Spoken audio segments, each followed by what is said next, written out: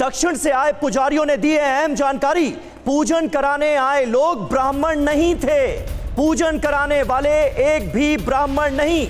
मौर्य के सवाल पर TV9 भारतवर्ष ने इनसे बात की है। ये बड़ी जो जानकारी वो खुद देते हुए नजर आ रहे हैं। वो कह रहे हैं कि पूजन कराने वालों में एक भी ब्राह्मण नहीं था।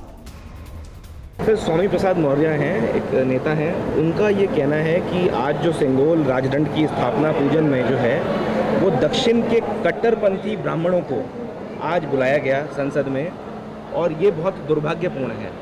तो जितने लोग आए हैं मठों से, उनका ये कहना है कि कट्टरपंथी ब्राह्मण है। आपको क्या कहना है? ये ब्राह्मण नहीं है, पूरा एक ही सन्यासी ब्राह्मण नहीं है। पूजन करने वाला सारो शंकर मठ है। चार शंकर मठ का मुख्य श्रृंगेरी है, दक्षिण भारत का मठ है। वो मठ का पुजारी इधर ही पूजा कर दिया।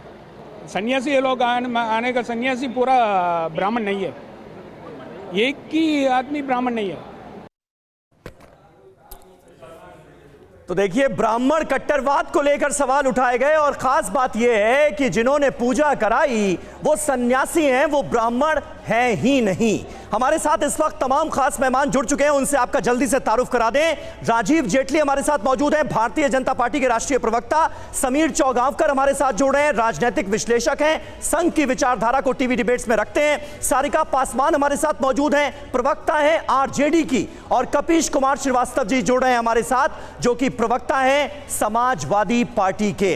कपीश जी, पहला सवाल आपसे। और एक और बहुत खास मेहमान आचार्य लोकेश मुनि भी हमारे साथ मौजूद हैं, जैन संत हैं। आपने देखा होगा जो सर्वधर्म पाठ हुआ था उसमें आचार्य लोकेश मुनि भी मौजूद थे नए संसद भवन के उद्घाटन के मौके पर, तो वो भी हमारे साथ मौजूद हैं। लेकिन कपीश जी, पहला सवाल आपसे। स्वामी प्रसाद मौर्य ने क्या बिना जानकारी के ये ट्वीट कर दिया, बिना जानकारी लिए ये बातें कह दी, इतना बड़ा आरोप लगा दिया कट्टर ब्राह्मणवाद का सरकार के ऊपर, वो भी उद्घाटन के पवित्र मौके पर? लगता है आपको? मुझे लगता है नहीं। कपीश जी से सवाल था जी। समीर भाई, एक बात मैं आपको स्पष्ट करूं कि अभी स्वामी प्रसाद मौर्य जी से आपके एंकर ने सारे प्रश्न जी, और उन्होंने अपने व्यक्तिगत प्रश्नों के व्यक्तिगत उत्तर दे दिए। समाजवादी पार्टी का मैं अधिकृत समाजवादी पार्टी का प्रवक्ता हूं। स्वामी प्रसाद जी ने स्वयं अपनी बातें कही, वो उनकी व्यक्तिगत बातें हैं। नहीं तो समाजवादी पार्टी क्या स्वामी प्रसाद मौर्य की कही गई सारी बातों से पल्ला झाड़ती है, उनकी इस बात को नकारती है कि नहीं ऐसा नहीं था? मैं तो आपको बार बार कह रहा हूं कि आपने तो अभी उनका पक्ष जान लिया, और ये समाजवादी नहीं, मैं आपकी पार्टी का पक्ष जानना चाह रहा हूं ना। स्वामी प्रसाद मौर्य आपकी पार्टी के दिग्गज नेता है। पार्टी का पक्ष स्पष्ट है कि पार्टी जो है वो मुद्दों पर आधारित ही बात करती है।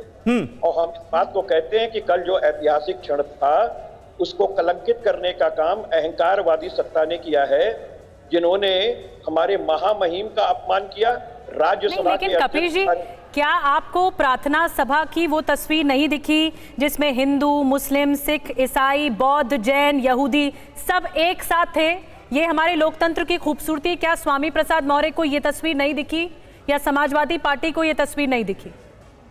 निधि जी, आप इतनी बड़ी एंकर हैं, इतने बड़े चैनल, यहाँ सब ज्ञावान लोग बैठे हैं, संत भी बैठे। प्रार्थना और पूजा अर्चना की जो विधि होती है उसमें बड़ा अंतर होता है। जो स्पिरिचुअल्स कराए जाते हैं वो किस विधि से कराए? प्रार्थना सर्वधर्म की कराया आपने, अच्छी बात है। स्वामी प्रसाद जी तो बता रहे हैं कि उनके ट्वीट करने के बाद ही आनंद फानंद में ये डिसीजन लिया, ये तो उनसे पूछना चाहिए था। लेकिन मैं आपको एक बात कह रहा हूँ, चलिए, मुझे लगता है आपको आचार्य लोकेश मुनि जी ज्यादा अच्छे से जवाब दे पाएंगे। आचार्य लोकेश मुनि जी, आप भी इस प्रार्थना सभा में मौजूद थे और कल हमारे देश ने नहीं पूरी दुनिया ने ये तस्वीर देखी लोकतंत्र की खूबसूरती की कि सभी धर्मों के प्रतिनिधि वहां पर मौजूद थे, आप भी मौजूद थे। शायद आप कपीश जी को जवाब दे पाएंगे कि ये क्या होता है, ब्राह्मण कट्टरवाद या कट्टरपंथ क्या होता है, क्यों ये इस तरह के शब्दावली का इस्तेमाल हो रहा है इतने अच्छे पद के? सबसे पहले तो बिना जानकारी के कपोल कल्पित कल्पनाओं के आधार पर मैं सुन रहा हूं, मुझे हंसी आ रही है। स्वामी प्रसाद मौर्य जी का दावा है कि मेरा ट्वीट करने के बाद आनन फानन पे सर्वधर्म प्रार्थना बुलाई गई। मैं विधिवत रूप से आपको ये कहना चाहता हूं, 8 दिन पहले विधिवत रूप से मुझे आमंत्रित करते हुए पूछा गया कि क्या आप 28 तारीख को दिल्ली में रह पाएंगे जी। क्योंकि पार्लियामेंट में सर्वधर्म प्रार्थना में आपको जैन प्रार्थना प्रस्तुत करनी है, नंबर 1। नंबर 2, आपको अधिकृत जानकारी दे रहा हूं, सर्वधर्म प्रार्थना में जितने अलग अलग पंथों के प्रतिनिधि थे, इन सब की पूर्व तैयारियों के लिए एक बैठक बुलाई गई और वो बैठक बिल्कुल देखिए, ये तो हम सभी जानते हैं सर कि ऐसे बड़े कार्यक्रम में प्रोटोकॉल बहुत पहले से तैयार हो जाते हैं, कुछ भी अचानक से आनन फानन में नहीं हो पाता है। लेकिन आप ये बड़ी जानकारी दे रहे हैं टीवी 9 पे, टीवी 9 भारतवर्ष से बातचीत करते हुए बड़ा खुलासा कर रहे हैं कि जो दावा स्वामी प्रसाद मौर्य कर रहे हैं कि मेरे ट्वीट के बाद, वो बिल्कुल निराधार है। आप कह रहे हैं ऑफिशियली इन्विटेशन था, 8 दिन पहले से ही सब कुछ तय था। इसलिए मैं दोनों ही महाशयों से कहना चाहूंगा, ये आपका तर्क कि मेरे ट्वीट करने के बाद सर्वधर्म प्रार्थना हुई, ये कदापि तो झूठ बोल रहे हैं। मतलब क्या आप ये कह रहे हैं कि स्वामी प्रसाद मौर्य झूठ बोल रहे हैं? ये सत्य से परे हैं, बिल्कुल सत्य से। मैं बता रहा हूं ना, 23 तारीख को तो पूर्व तैयारियों की बैठक में गया था मैं। बिल्कुल, तो ये और सब मैं कुछ अपने एक प्रोटोकॉल के तहत हुआ है, तय कार्यक्रम के तहत हुआ, और जाहिर सी बात है कि इतना बड़ा कार्यक्रम है, नए संसद भवन का उद्घाटन है, तय कार्यक्रम के तहत ही पूरा प्रोग्राम होगा।